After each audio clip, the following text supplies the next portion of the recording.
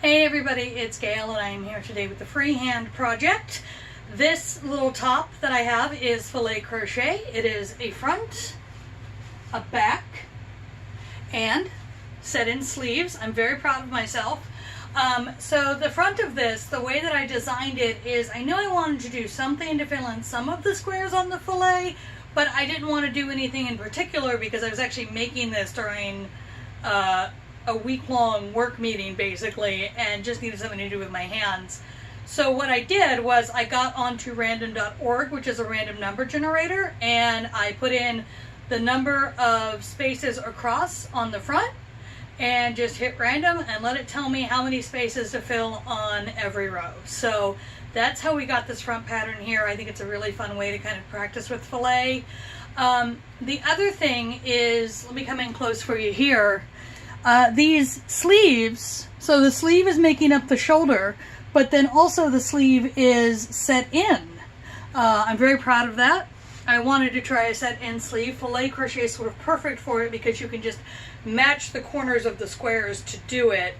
And I've actually made a chart to show you how I brought in the neckline and how I matched the sleeves to that so that everything could piece together really nicely. So there will be a link in the basement to my blog / website, which will get you that information.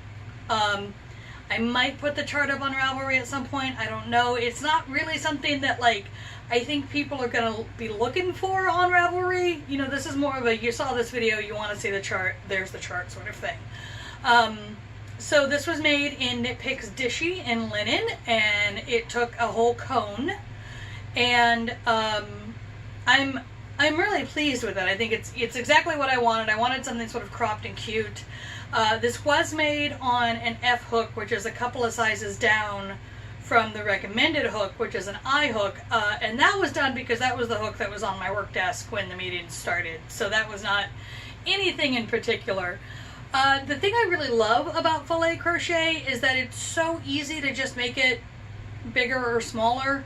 You know, you add squares, you take off squares, and so for me, this is 33 squares across, and then I don't know how many squares, I don't know how many rows I worked up, I don't remember now, but, you know, this is something that, as long as the decreasing squares on the front and the back and the sleeves are all the same size, it's super easy to make this tee. And so I think that this is one of those projects that can just be a lot of fun. If you're just looking for a plain filet top so that it just has, you know, so that the front and back are just open, you know, wham bam, thank you ma'am. But you know, if you want to do something a little fun like I did with the random number generator, you can do that. You can always look up various filet patterns. There are so many out there. Get a piece of grid paper, you know, fill in some shapes, have a lot of fun with it. There's not really much more on this one. It's a pretty simple little top, and I am pleased to get to show it off. I do love a good freehand project when I get the time. Hilariously, even though this is built exactly to my body, I made my sleeves a little bit too small. They're a little tight right up at the top here, and that's more a problem of forgetting that my biceps are pretty good size than anything else, but super easy to fix the next time I make one, and I think I am probably going to make a few more of these. It's a good layering piece, especially as we get closer to fall. I'm filming this at the end of July, so it might be fall at some point, which would be amazing. But sorry, I got distracted thinking about the weather cooling down. It would be awesome.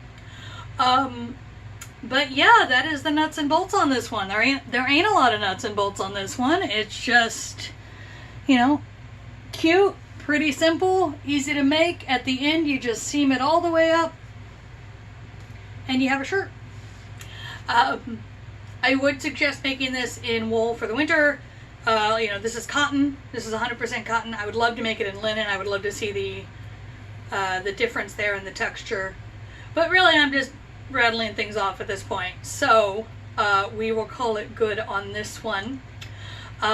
If you like what I do, please like, subscribe, share, all that fun stuff. There is a link to my website which will have this chart on it down in the basement, along with a link to my Instagram. And then if you were looking for a vintage pattern errata, it is also on my website. I don't talk about that enough. As I find mistakes in vintage patterns, I put corrections on my website. And then lastly, if you were looking for vintage yarn, I have a whole big list on my website that tells you what size it should be, which is about as much as I can tell for most of them.